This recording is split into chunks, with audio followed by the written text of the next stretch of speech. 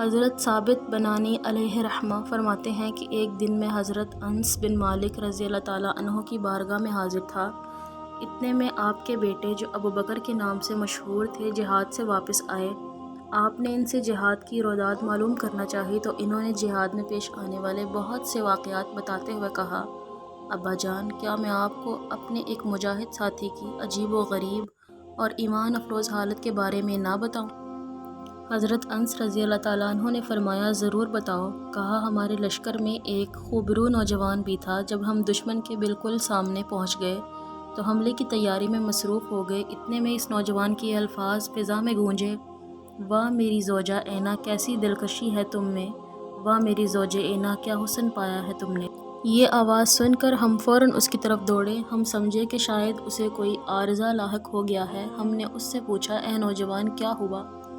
کہا، اے مجاہدو سنو، میں ہمیشہ اپنے آپ سے یہ کہتا تھا کہ میں ہرگز شادی نہ کروں گا یہاں تک کہ میں کسی غزوہ میں شہید ہو جاؤں اور اللہ تعالیٰ جنت کی سب سے خوبصورت حور سے میری شادی کر دے گا۔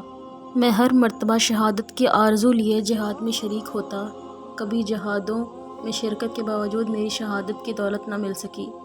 اب اس لشکر کے ساتھ جہاد میں آ گیا۔ راستے میں میرے نفس نے مجھ سے ارادے پر ابھارا کہ اگر اس مرتبہ بھی شہادت نہ ملی تو واپسی میں شادی کر لوں گا۔ ابھی کچھ دیر قبل مجھے اونگ آئی۔ میرے خواب میں کوئی آنے والا آیا اور کہنے لگا، تم ہی ہو جو کہہ رہے تھے کہ اگر اس مرتبہ میں شہید نہ ہوا تو واپسی پر شادی کر لوں گا۔ سنو، اللہ تعالیٰ نے حور اینا کے ساتھ تمہاری شادی کر دی ہے، اٹھو میرے ساتھ چلو۔ چنانچہ وہ مجھے لے کر ایک انتہائی سرسبز و شاداب اور وسیع باغ میں پہنچا۔ وہاں کا منظر بڑا ہی دل ربا تھا۔ اس میں 10 ایسی حسین و جمیل لڑکیاں موجود تھیں کہ اس سے قبل میری آنکھوں نے ایسا حسن نہ دیکھا تھا۔ میں نے کہا، شاید ان میں سے کوئی ایک حور اینا ہوگی۔ یہ سن کر ان دوشیزاؤں نے کہا، ہم تو اس کی کنیزیں ہیں، حور اینا تمہارے سامنے کی جانب ہے۔ میں آگے بڑھا تو ایک بہت ہی خوبصورت اور سرسبز باغ نظر آیا۔ یہ پہلے باغ سے زیادہ حسین و جمیل تھا۔ اس میں 20 حسین و جمیل دوشیزائیں تھیں۔ ان کے حسن و جمال کے سامنے پہلے 10 لڑکیوں کا حسن بھی پھیکا پڑ گیا تھا۔ میں نے کہا، ان میں سے کوئی ایک حور اینا ہوگی۔ جواب ملا، آگے چلے جاؤ، حور اینا تمہارے سامنے ہے، ہم تو اس کی کنیزیں ہیں۔ میں آگے بڑھا تو سامنے ایک وسیع و عریض سلطنت اور خوبصورت باغ تھا جو پہلے 2 باغوں کی نسبت بہت زیادہ پربہار تھا۔ اس میں 40 ایسی خوبصورت لڑکیاں تھیں کہ ان کے سامنے پہلی دوشیزاؤں کی خوبصورتی کچھ بھی نہ تھی۔ میں نے کہا، ان میں سے کوئی ایک ضرور حور اینا ہوگی۔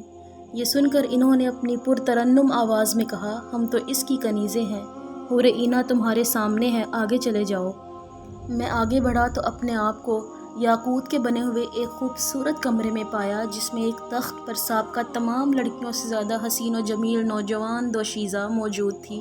اس کا حسن آنکھوں کو خیرہ کر رہا تھا اور وہ بڑی شان و شوکت سے تخت پر بیٹھی میری جانب دیکھ رہی تھی۔ میں نے بے تاب ہو کر پوچھا، کیا تم ہی حور اینا ہو؟ اس نے اپنی خوبصورت آواز میں کہا، خوش آمدید، میں ہی حور اینا ہوں۔ یہ سن کر میں نے اسے چھونے کے لیے ہاتھ بڑھایا تو اس کی مترنم آواز گونجی، ٹھہر جائیے، ابھی آپ کے اندر موجود روح ہے، کچھ دیر انتظار کیجیے، انشاءاللہ آج افطاری ہمارے ساتھ کریں گے۔ میں ابھی اس ہوش ربا میں منظر میں ہی گم تھا کہ میری آنکھ کھل گئی، بس اب میں بہت جلد وہاں پہنچنے والا ہوں۔ نوجوان نے اپنی بات ختم ہی کی تھی کہ منادی نے پکار کر کہا، اے اللہ کے شہسوارو، دشمن پر حملہ کرنے کا وقت آ گیا ہے، اللہ کا نام لے کر اسلام کے دشمنوں پر ٹوٹ پڑو۔ یہ سن کر ہم دشمنوں کے مقابلے میں صفیں باندھ کر دیوار کی طرح کھڑے ہو گئے۔